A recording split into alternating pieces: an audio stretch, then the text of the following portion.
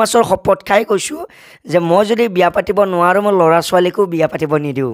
প্ৰকৃততে বাচ্চাদাৰ বিয়াখন হ'বগৈনে আৰু কমলৰ ভনীয়েকক কেতিয়াবা দেখা পাইছিলে নেকি? মনেতো জীৱনত দেখা নাপালে, আমিও দেখা নাই। কিন্তু কমলৰ ভনীয়েককে মোহনে বিয়া পাতিম বুলি কৈছিলে, কিন্তু এতিয়া ৰিচাৰ লগত অকণমান চলি আছে। ৰিচাৰ লগত অকণমান চলি আছে বুলি গম পাওঁ। মই বিহু গালে কাউৰীও পলাই, কাৰণ মোৰ মাতটো ভাল যে। তথাপিতো মই যোজনা এফাকি গাইছোঁ। বোলো এটা বাতিত পুনৰু, এটা বাতিত নহৰু, এটা বাতিত ধতুৰাৰ খাকৈ গোবিন্দই ৰাম। মূৰৰ চুলি ছিঙি আশীৰ্বাদ কৰিছোঁ। এইখিনিতে কৈছোঁ। মূৰৰ চুলি ছিঙি আশীৰ্বাদ কৰোঁতে গোটেইটো তালুকদাৰ। নমস্কাৰ। ষ্টুডিঅ'ৰ মজিয়াত মই নিৰঞ্জন বৰুৱা। আৰম্ভ কৰিবলৈ ওলাইছোঁ টুডে লাইভৰ বিশেষ অনুষ্ঠান টুডে বিশেষ। আজি আমি অতিথি হিচাপে আমন্ত্ৰণ জনাই আনিছোঁ অসমৰ এখন খুব হাস্যমধুৰ ধাৰাবাহিক বেহাৰবাৰী আউটপোষ্টৰ সকলোৰে চিনাকি এখন মুখ, মুকুতা দা, কিন্তু নামটো অচিনি ডেকা। আচলতে প্ৰতিটো খণ্ডই অসমবাসীৰ প্ৰতিজন শ্ৰোতাদৰ্শকে সেই সন্ধিয়া 7:30 বজা আৰু 8 বজাৰ সময়কণত চাবৰ বাবে অতি আগ্ৰহেৰে বাট চাই থাকে। হাঁহিৰ খোৰক জগাবলৈ তেখেতসকলে যিমান পাৰে চেষ্টা কৰে। আজি আমাৰ সেইজন অতিথি শিল্পী অচিনি ডেকা আমাৰ মাজত আছে। পোনপ্ৰথমে অচিনি ডেকাক মই আমাৰ বিশেষ অনুষ্ঠানলৈ স্বাগতম জনাইছোঁ। নমস্কাৰ। আপোনাকো মোৰ তৰফৰ পৰা ধন্যবাদ জ্ঞাপন কৰিছোঁ, লগতে বেহাৰবাৰী আউটপোষ্টৰ তৰফৰ পৰা ধন্যবাদ জ্ঞাপন কৰিছোঁ। আচলতে বিহুৰ সময়, চাৰিওফালে বিহু চলি আছে। তথাপিও আমি অকণমান চেষ্টা কৰিছোঁ অচিনি ডেকাৰ লগত কথা পাতিবলৈ। যথেষ্ট প্ৰগ্ৰেম কৰিছে তেখেতসকলে, অনুষ্ঠান কৰিছে। অসমবাসী ৰাইজে তেখেতসকলক মৰম দিছে। বেহাৰবাৰীৰ জৰিয়তে এখন চিনাকি মুখ হৈ পৰিছে সকলোৰে মাজত। ইমান এটা দীঘলীয়া যাত্ৰা আচলতে বেহাৰবাৰী চিৰিয়েলখনৰ কথা যদি কৈ থকা যায় কেতিয়াও শেষ হৈ নাযায়। ইমান এটা দীঘলীয়া যাত্ৰা। এই যাত্ৰা আপুনি অংশীদাৰ কেনেদৰে হ'ল আৰু কেনেধৰণে আপুনি সেই যি পৰ্যায় আছিলে, প্ৰথম আপুনি বেহাৰবাৰীলৈ আহিছিলে, তাৰপিছত আপুনি বেহাৰবাৰীৰ লগত ওতঃপ্ৰোতভাৱে জড়িত হৈ পৰিলে, আজি কিন্তু আপুনি সকলোৰে হিয়াৰ আমঠু মুকুতা দা, কি ক'ব? মানে প্ৰথম কথা হৈছে কি, মানুহৰ মৰম আশীৰ্বাদ, তাৰে কাৰণে আজি ইমানখিনি পালোঁ। আৰু 2 নম্বৰ কথাটো হৈছে, যেতিয়া মই প্ৰথম বেহাৰবাৰী আহিছিলোঁ, মোৰ গুৰু শ্ৰদ্ধেয় মনমৰ দা, আমাৰ সকলোৰে মৰমৰ, তেখেতক সকলোৱে চিনি পায় অসমবাসীয়ে। গতিকে তেখেতে প্ৰথম মই যেতিয়া গাঁৱত অভিনয় কৰিছিলোঁ বা স্কুলত পঢ়ি থকা সময়ৰ পৰা মই অভিনয়ৰ লগত জড়িত আছিলোঁ। মই ক্লাছ 5ৰ পৰা মঞ্চত যিসকলে অনুষ্ঠান কৰে মই চাইছিলোঁ। কোনোবা কমেডি কৰিলে ভাবিছিলোঁ ময়ো এদিন তেনেকুৱাকৈ কৰিব পৰা হ'লে। যেতিয়া ক্লাছ 8 পাইছিলোঁ, তেতিয়া স্কুলৰ নৱাগতত মই পঢ়া শিঙেৰা পাটিদৰং উচ্চ মাধ্যমিক বিদ্যালয়ৰ নৱাগতত মই প্ৰথম কমেডি অনুষ্ঠান কৰিছিলোঁ। আৰু তাৰ পৰা আৰম্ভ কৰি যেতিয়া মেট্ৰিক পৰীক্ষা দিলোঁ, তাৰপিছতো বিভিন্ন ষ্টেজত ওচৰৰ দাদা কেইজনমানৰ লগত তেনেকুৱাকৈ কৰিছিলোঁ বা বাটৰ নাটৰ কিছুমান কৰিছিলোঁ। তাৰপিছত হাই ছেকেণ্ডাৰী পৰীক্ষা দিয়াৰ পিছতে মই গুৱাহাটীলৈকে আহিছিলোঁ। তেতিয়াৰ পৰা বেহাৰবাৰীত অডিশ্যন দিলোঁ। প্ৰথম অডিশ্যন দিয়াৰ পিছত প্ৰথমতে মোক 3 দিনৰ কাৰণে মাতিছিলে। 3 দিনৰ পিছত আৰু দৰ্শক ৰাইজৰ আশীৰ্বাদৰ ফলত আজি ইমানখিনি ওতঃপ্ৰোতভাৱে জড়িত হ'ব পাৰিছোঁ। গতিকে এই চেগতে আপোনালোকৰ চেনেলৰ জৰিয়তে সকলো অসমবাসীকে মোৰ তৰফৰ পৰা ধন্যবাদ জ্ঞাপন কৰিছোঁ। লগতে আপোনালোকৰ চেনেলৰ সকলোলৈকেও মই ধন্যবাদ জ্ঞাপন কৰিছোঁ। কথা মই কিন্তু কওঁ যে মানুহক কন্দুৱাটো সহজ, মই আগৰ চাগে কোনোবা এটা দুটা এপিচডতো কৈছোঁ, বিশেষ অনুষ্ঠানবিলাকত যেতিয়া হাস্যমধুৰ মানুহ লগ পাওঁ, কথাবিলাক আচলতে পতাই হয় এনেকৈ। মানুহক কন্দুৱাটো অতি সহজ, কিন্তু মানুহক হহুৱাটো কঠিন। আৰু যিসকল মানুহে আনক হহুৱায় সেইসকল মানুহে কিন্তু ভিতৰি কান্দি থাকে। এখন যুদ্ধ, দীঘলীয়া যুদ্ধ, যাৰ কাৰণে মানুহক হহুৱাব পাৰে নিজৰ অভিনয়ৰ জৰিয়তে। হহুৱাটো সহজ কথা নহয়। আপোনালোকে মানুহক সেই ব্যস্ততাপূৰ্ণ দিনটো, সেই দিনটোত অকণমান বেহাৰবাৰীখন চাই মানুহে যেন ক'ৰবাত দুখ পাতলাই, তেনেকুৱাও কিছু কিছু ক্ষেত্ৰত আমি দেখিবলৈ পাওঁ। গাঁৱৰ আইতাজনীয়ে যেতিয়া চাই থাকে, আৰু হস্পিটালৰ বাৰাণ্ডাত যেতিয়া আমি যাওঁ তেতিয়া দেখোঁ যে বেহাৰবাৰীখন চাই আছে, তেতিয়া অনুভৱ হয় আচলতে বেহাৰবাৰীত ৰাইজে কিবা এটা পাইছে, কিবা এটা পাইছে। কাৰণ মেডিকেলত পৰি থকা ৰোগীজনৰ পৰা কাষত যিগৰাকী সতীৰ্থই সেই ৰোগীজনৰ লগত ওৰে ৰাতি টোপনি ক্ষতি কৰি থাকে, ইটোৰ পিছত সিটো বেহাৰবাৰী এপিচড চাই থাকে, নিশ্চয় কিবা এটা ঔষধ আছে, যিটো মহা ঔষধ বেহাৰবাৰী আউটপোষ্টে দিছে আৰু বেহাৰবাৰী শিল্পীবৃন্দই দিছে। মই পুনৰবাৰ ধন্যবাদ জনাইছোঁ আৰু বেহাৰবাৰী চিৰিয়েলখনৰ উত্তৰ কামনা কৰিছোঁ। জীয়াই থাকক, এপিচডৰ পিছত এপিচড ওলাই যাওক, মানুহৰ মাজত জনপ্ৰিয়তাৰ শিখৰত আগুৱাই যাওক প্ৰতিদিনে, আৰু প্ৰতিজন শিল্পী আগুৱাই যাওক। খুব সুন্দৰ বাৰ্তা দিয়ক, নতুন নতুন এপিচড আহক। কিন্তু মই অচিনি ডেকা, মানে মুকুতা দা, মৰমত মতা নামটো হ'ল মুকুতা দা, মুকুতা দাৰ কাষলৈ আহিছোঁ। যদি মনত পৰে আমাৰ টুডি লাইফৰ দৰ্শকসকলক অকণমান যদি বেহাৰবাৰী এটা ডায়লগ কৈ ভাল লাগিব। মানে বেহাৰবাৰীৰ ডায়লগ বুলি ক'লে আজি ধৰক 12 বছৰ ধৰি বেহাৰবাৰী চলি আছে, আৰু গতিকে সকলো ডায়লগে মনত নাথাকে, কিন্তু কেতিয়াবা কিছুমান ডায়লগ থাকি যায়। যেনে আপোনাৰ মোক এতিয়া মোৰ নামৰ অভাৱ নাই, চব এতিয়া মোহনে মাতে বাচ্চা দা, তাৰপিছত কেকেদাই মাতে আকৌ পেট পোহা, নতুনকৈ আকৌ আমাৰ আকৌ এই যিটো ডম্বৰু, সেই ডম্বৰুৱে মাতে আকৌ মোক বেলেগ এটা নামেৰে, হয়নে? গতিকে বিভিন্ন নাম ক্ষেত্ৰত এতিয়া মোৰ নামটো মানে তাতকৈ ইম্পৰ্টেণ্ট। সৰু সৰু বাচ্চাবিলাকে কিছুমানে মুকুতা শব্দটো ঘূৰি নাহে মুটুকা বুলিও কয়। গতিকে বিভিন্ন নাম, এতিয়া মোৰ এনেকুৱা হৈছে অশ্বিনী নামটো কোনোবা যদি মাতে পিছফালৰ পৰা, জানো কোনোবা আমাৰ গাঁৱৰে নেকি, কাৰণ বেলেগে অশ্বিনী নামেৰে নামাতে। এতিয়া বেহাৰবাৰীত ডায়লগ বুলি ক'লে আমাৰ কেকেদা, অৰ্থাৎ মোৰ জেঠেৰিয়ে যেতিয়া কয়, এই সেইদিনা এটা চাইছিলোঁ যে কেকেদাই কয় বোলে, এই কেকেদাই মোক জুমি থাকে, তাৰপিছত মণিয়ে আহি কিনে কয় বোলে, হেৰি কি চাই আছে, এই তোমাৰ ককাইৰাক চাই আছোঁ, আমাৰ ওচৰৰ ঘৰৰ যে ছোৱালীজনী যে টায়াৰত ক'ৰবাত গৈছে, কৈছে এই অকণমানিজনীৰ লগতো ইমান সন্দেহ কৰা নাই আপুনি? কৈছে অকণমানিজনীৰ লগত সন্দেহ কৰা নাই, তাইৰ মাকৰ লগত সন্দেহ কৰিছোঁ, চাইজ একেই যে। গতিকে সেই তেনেকুৱা সেই জমনি যিবিলাক হৈ থাকে সেইবিলাকে ভাল লাগে। আৰু আপোনালোকক এটা কথা জনাইছোঁ, আপোনালোকৰ আশীৰ্বাদৰ ফলত বেহাৰবাৰী ইমান বছৰ চলিলে, 3000 খণ্ড পাৰ হৈ গ'ল, আৰু আশা কৰোঁ নতুনকৈ আকৌ মানে ভাল ভাল এপিচড আপোনালোকৰ মাজত আহি আছে। আৰু মোৰ এটা বিশেষ অনুৰোধ অসমবাসীলৈ, যে বেহাৰবাৰীখন আপোনালোকে মোবাইলত নাচাই টিভিত চাবচোন। মানে মোবাইলত কিছুমান বস্তু ধৰিব নোৱাৰি, গতিকে সেইটো টিভিত চালে হয়তো ধৰিব পাৰিবও পাৰে। আৰু মই এটা কথা কৈছোঁ যে এই যে আমাৰ বৰ্তমান এখেতে ক'লে মানুহক হহুৱাই থাকিবলৈ বিৰাট কষ্টকৰ, নিজে দুখত থাকে। সঁচাকৈ প্ৰত্যেকজন শিল্পীৰ আঁৰত কিছুমান দুখ থাকে, কিন্তু দুখ থকাৰ পিছতো হাঁহি থাকিব লাগে। মই ক'ৰবাত পাইছিলোঁ, মোৰ মনত নাই, যে কৈছিলে যে এক পেক বোলে মদ খালে মানুহৰ বোলে 1 মিনিট আয়ুস বোলে কমি যায়। আকৌ এজনে কৈছিলে যে এটা খোলা হাঁহি মাৰিলে 1 মিনিট আয়ুস বাঢ়ি যায়। সেইকাৰণে সেইদিনা এজন মানুহে মাল খাই আছিলে, মই কৈছোঁ যে আপুনি মাল খালে সদায় হাঁহি খাব, যদি খোৱাৰ ফলত 1 মিনিট কমি যায়, হোৱাৰ ফলত 1 মিনিট বাঢ়ি যাব, বস্তুটো ইকুৱেল হৈ থাকি যাব। এটা কথা কৈছে মুকুতা দাই, কিন্তু কৈছোঁ ধূমপান স্বাস্থ্যৰ পক্ষে ক্ষতিকাৰক। সেইটো মুকুতা দাহঁতৰ চিৰিয়েলখনতো যেতিয়া কোনোবা এটা দৃশ্যত দেখুৱাবলগীয়া হয় ধূমপান কৰি আছে, তলত কিন্তু খুব ধুনীয়াকৈ আহি থাকে যে ধূমপান স্বাস্থ্যৰ পক্ষে ক্ষতিকাৰক, ধূমপান কৰিব নালাগে। কিন্তু মুকুতা দাই জমনিৰ কাৰণে, হাঁহিৰ খোৰাক দিবৰ কাৰণে কথাষাৰ কৈছে। আচলতে হাস্যৰসিক মানুহবিলাকৰ মনবিলাক তেনেকুৱা হয়, আচলতে খুব ধেমেলীয়া কথা কৈ ভাল পায়, আনক হহুৱাবৰ বাবে। নিজে কি হৈ আছোঁ কথা নাই, কিন্তু আনক যদি হহুৱাই থাকিব পাৰোঁ, সেইটো চবতকৈ ডাঙৰ কথা। যি কি নহওক আমি এটা কথা আৰম্ভণিতেই ক'বলৈ থাকি গৈছিলে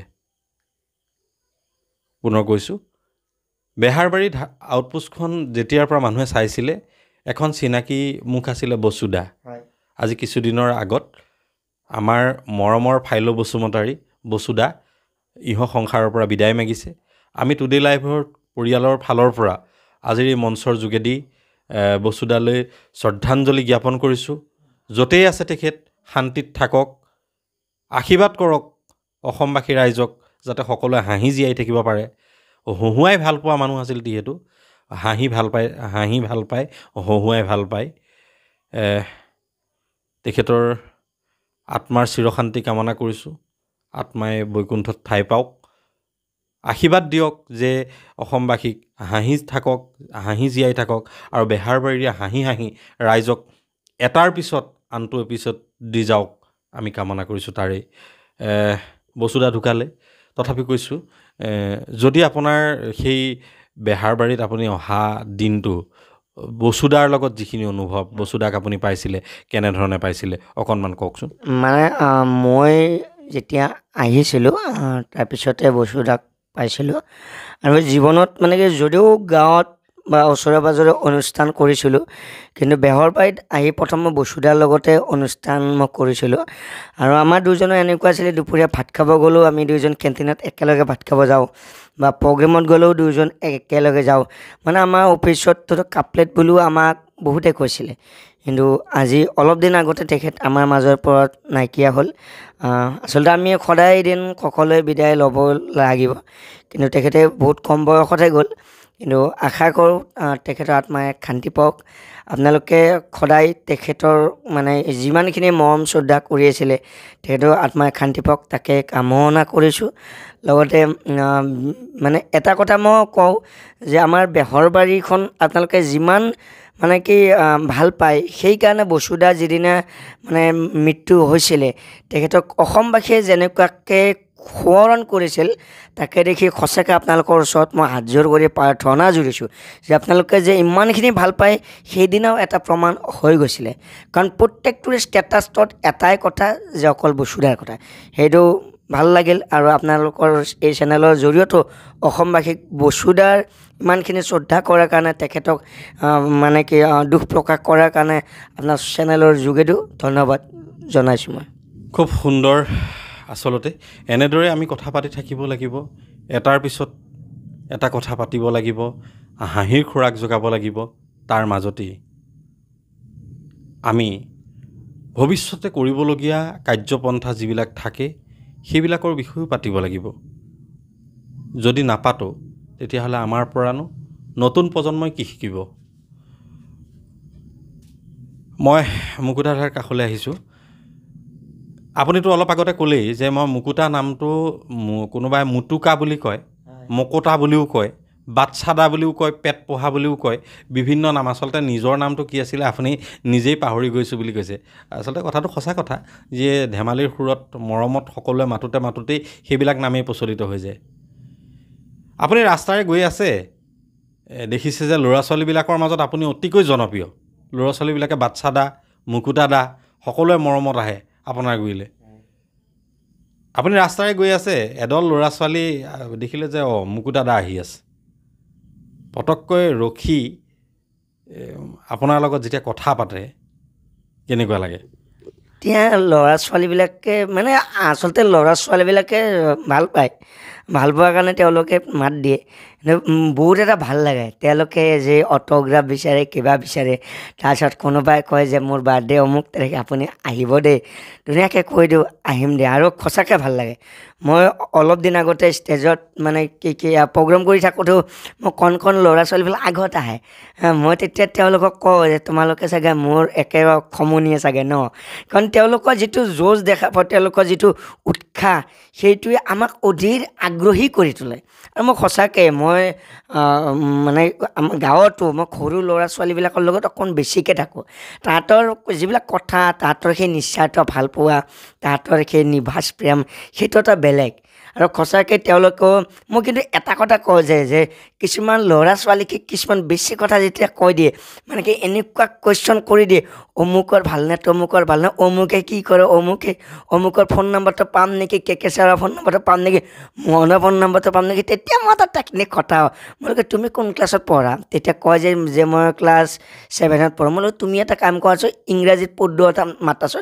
তেতিয়া ধুনীয়াকৈ কাটি খাই দিয়ে মানে এজনকে যদি উত্তৰ দি থাকিব লাগে বাকীবিলাক থাকি যায় আৰু এটা কথা একদমলি নিস্বাৰ্থ যে ভাল পাই কাৰণে আহে কিন্তু এজনে যদি পাতি থাকে বাকীবিলাকক চান্স নিদিয়ে নহয় এজনে মানে কি এজন যদি তাৰ লগত কিবা অলপ যদি কথা পাতিলোঁ সেই লগত আৰু মোৰ লগত কি লাগি গ'ল গতিকে গোটেইবিলাকৰ লগত যিহেতু পাতিব লাগিব অকল এজনৰ লগত পাতিলেও নহয় গতিকে চবৰে লগত কমকৈ হ'লেও কথাবিলাক পাতোঁ চতুৰপূৰ্ণভাৱে চিৰিয়েলখনে চতুৰপূৰ্ণ আচলতে খুব চতুৰপূৰ্ণভাৱে মুকুতাদাই সেইসমূহ নিয়ন্ত্ৰণ কৰে মুকুতাদাৰ মুখেৰে জানিলে আৰু এতিয়া কথা হ'ল মৰমৰ বাচ্চাদা সকলোৱে বাচ্চাদা বুলি মাতে পেট পোহা বুলিও মাতে বাচ্চাদাৰ বিয়াখন আমি দেখিছিলোঁ বাচ্চাদাৰ বিয়াখন যেতিয়া কইনা আনিবলৈ যাব হ'ল এই কইনা বোলে পলাই গ'ল নেকি তেনেকুৱা হ'ল বিয়াখন ভাগি থাকিলে এতিয়া প্ৰকৃততে বাচ্চাদাৰ বিয়াখন হ'বগৈনে চাওক এতিয়া বেহৰ বাৰীতটোতো বিয়া নায়ে হোৱা বাৰু মই জোৱাই আৰু ভণ্টিয়ে পাতি দিয়ে নহয় অৰিজিনেলো বিয়া পতা নাই বাৰু এইবাৰ পাতিম বুলি ভাবিছোঁ অলপ মানে ঘৰৰ ফালৰ পৰা যোজা চলি আছে মা দেউতাক কইনা চাব দিছোঁ কিছুমানে মোক কয় যে তুমি নিজে নোচোৱা নেকি মই কৈছোঁ যে মই নিজে নাচাওঁ কাৰণ মা দেউতাই চাওক আৰু কাৰণ মানে নিজে চালে কি হয় কেতিয়াবা ঘৰতে কিবা এটা যদি লাগে তেতিয়া মা দেউতাই অকণমান নিজে চাই আনিছিলে দেখক গতিকে মা দেউতাই যদি চাই দিয়ে তেতিয়া সেইবিলাক প্ৰশ্ন নাহে আৰু আমাৰ জোৱাই আৰু ভণ্টিয়ে যে বিয়া পাতিত নিদিয়ে মই ষ্টেজতো কওঁ যে মই এটা সিদ্ধান্ত এটা লৈছিলোঁ সেই সিদ্ধান্তটো মই পুঠি মাছৰ শপত খাই কৈছোঁ যে মই যদি বিয়া পাতিব নোৱাৰোঁ মই ল'ৰা ছোৱালীকো বিয়া পাতিব নিদিওঁ সেইটো ষ্টেজতো মই কওঁ এইটো একচুৱেলি বেহৰবাৰীৰ কাৰণে কওঁ আৰু বিয়া পাতিম এই বছৰতে হয়তো 2025 লাষ্টত নহয়তো 26 ফাৰ্ষ্টতে এতিয়া চবেই নহ'লে কৈ থাকে যে মোহন দাই বিয়া পাতিলে কমল দাই বিয়া পাতিলে আপুনিও পাতক চবেই কৈ থাকিলে কিন্তু কোনো এনেকৈ নকয় বোলে আমাৰ গাঁৱত এজনী আছে ধুনীয়া ছোৱালী আপোনাক দেখুৱাই দিব বলকচোন চবেই এটাই কয় বিয়াখন পাতক আৰু কমচে কমটো দেখুৱাই দিব লাগিব ন তেতিয়াহে আগবাঢ়িব পাৰিম গতিকে আপোনালোককো কৈছোঁ ঘৰত থাকিলে ক'ব বাচ্চাদাই ছোৱালী বিচাৰিছে আমি অনুৰোধ জনাইছোঁ কোনোবা যদি আছে তেতিয়াহ'লে বাচ্চাদাৰ লগত যোগাযোগ কৰিব খুব ধুনীয়াকৈ আমি হাঁহি ফূৰ্তি কৰি কথা পাতি আছোঁ আচলতে ভাল লাগিছে অনুষ্ঠানটো সময়বিলাক কেনেকৈ পাৰ হৈছে ধৰিব পৰা নাই অনুষ্ঠানৰ আচলতে শেষ মুহূৰ্ততে আমি উপনীত হৈছোঁহি যথেষ্টখিনি কথা বাচ্চাদাৰ পৰা লৈছোঁ এই কেতিয়াবা আপুনি বাচ্চাদা কমলৰ ভনীয়েকক দেখাৰ সৌভাগ্য হৈছিলে নে বাৰু মোহনে মানে বিয়া পতাৰ আগতে মানে প্ৰতিটো মুহূৰ্ততে কৈ থকা শুনো মানে কমলৰ ভনীয়েক এতিয়া কমলৰ ভনীয়েকক কেতিয়াবা মন গৈছিল নে চাবলৈ আৰু কমলৰ ভনীয়েকক কেতিয়াবা দেখা পাইছিলে নেকি আচলতে যেনেকুৱাকৈ মানুহে কৈ থাকে কিছুমান কথা যে কমলৰ ভনীয়েক মোহনেতো জীৱনত দেখা নাপালে আমিও দেখা নাই কমলৰ ভনীয়েক আচলতে আছে নে নাই সেইটো গম নাপাওঁ গতিকে মানুহে কৈ থাকে আমিও শুনিহে আছোঁ সেইটো আমাৰ ডাইৰেক্টৰ স্ক্ৰিপ্ট ৰাইটাৰ তেখেতসকলেহে গম পাব যে কমলৰ ভনীয়েক আছেনে নাই আমাৰ ডাইৰেক্টৰ বা স্ক্ৰিপ্ট ৰাইটাৰ বা আমাৰ যিখিনি শিল্পী আছে তেখেতসকল সেইটো এটা ভিতৰুৱা কথা যে কমলৰ ভনীয়েক আচলতে আছেনে নাই সেইটো মোৰো জানিব মন যায় কিন্তু জনা হোৱা নাই বৰ্তমান পৰ্যন্ত ভৱিষ্যতে হয়তো গম পাম চাগে কিন্তু কমলৰ ভনীয়েককে মোহনে বিয়া পাতিম বুলি কৈছিলে কিন্তু এতিয়া ৰিচাৰ লগত অকণমান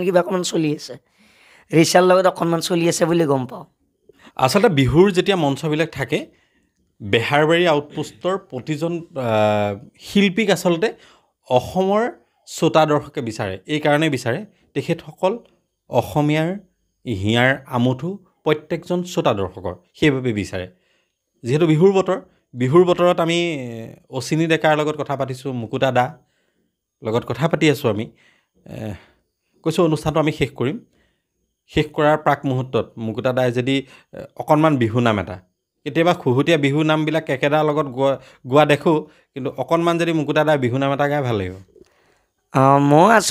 মই বিহু গালে কাউৰীও পলাই কাৰণ মোৰ মাতটো ভাল যে মানে তথাপিতো মই যোজনা এফাকি গাইছোঁ।